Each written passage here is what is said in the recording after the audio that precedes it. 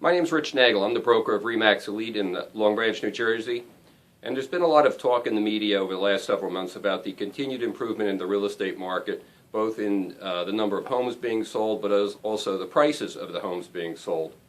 And now that the first quarter of 2013 is behind us, I thought it might be worthwhile to share with you some of the facts regarding the real estate market as they relate to Monmouth County. And I'll share with you information with the sale of single-family homes and condominiums, which combined probably make about 95% of our market. And looking at the data, there is some continued improvement in the real estate market, but probably not as widespread as the media would want us to believe. In the first quarter of this year, there were 7% more homes that were reported under contract this year than at the same time period last year. However, the improvement in that area seems to be slowing. In the first quarter of last year, the pending home sales were running about 34% ahead of the first quarter in 2011. So although the improvement in the sales numbers continues, the pace of that improvement seems to be slowing. Now, if you look at the prices, the average list price of the homes that sold in the first quarter of 2013 is actually 2% lower than it was in the first quarter of last year. So we're seeing improvement in the sales, we're not seeing improvement in the prices. Now, if we take a look at the properties that closed in the first quarter of this year, and a lot of those would have gone under contract in the fourth quarter of 2012, you see some improvement there as well. There were 3% more homes closed in the first quarter of this year than the first quarter of last year. But again, that improvement seems to be slowing. In the first quarter of 2012, 9% more homes closed than in the first quarter of 2011. And if we look at the prices of the homes that closed in the first quarter of 2013, those prices, the average sale price of those homes, is about 5% lower than where it was a year ago at this time. So from an improvement standpoint, more sales, but that is not translated into higher prices. Now, another thing that we've seen the number of homes for sale come down.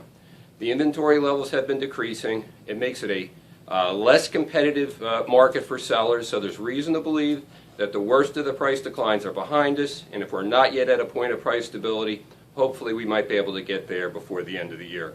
Now, my office is located in Long Branch. That's an area that suffered from the impact of Hurricane Sandy, as well as a number of other towns in the immediate area. And I want to share with you some of the information as it relates to those towns. And there were 5 towns in our immediate area that were most impacted by Hurricane Sandy.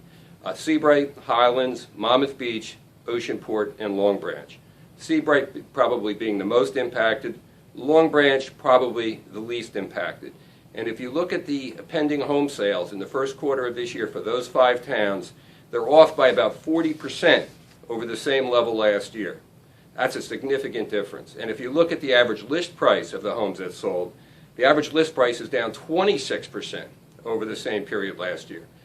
Now, that doesn't mean that prices have dropped by 25% over a period of a few months, but clearly Hurricane Sandy's had a negative impact on the sales, a negative impact on the prices. It probably means, from a price standpoint, that a good percentage of the sales activity out there is skewed towards the lower end of the price scale. Now, flipping to the closed sales in the first quarter of those 5 towns, the closed sales are off 23%, but surprisingly the prices are about the same, and actually they're up about $2,000. Now, as we go forward and the properties that sold in the first quarter start to close out, you'll probably see those numbers change. So by the midpoint of the year, you'll probably see an average price that's lower than where it was after the first 6 months of last year. Now, what does all this mean? If you're a seller, it's probably the best environment that you've had since 2007, 2008 to sell your house.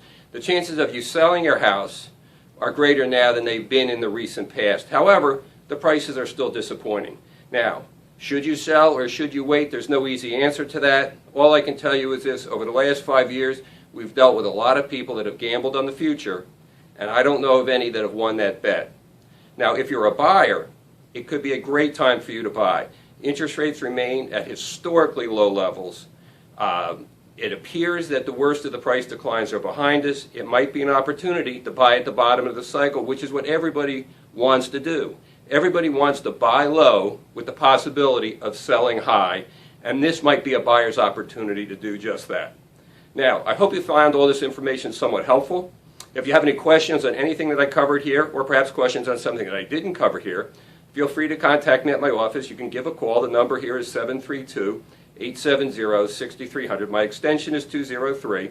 Or you can send me an email. And my email address is rich.nagel, Nagel, @comcast.net. Hope to hear from you. Thanks.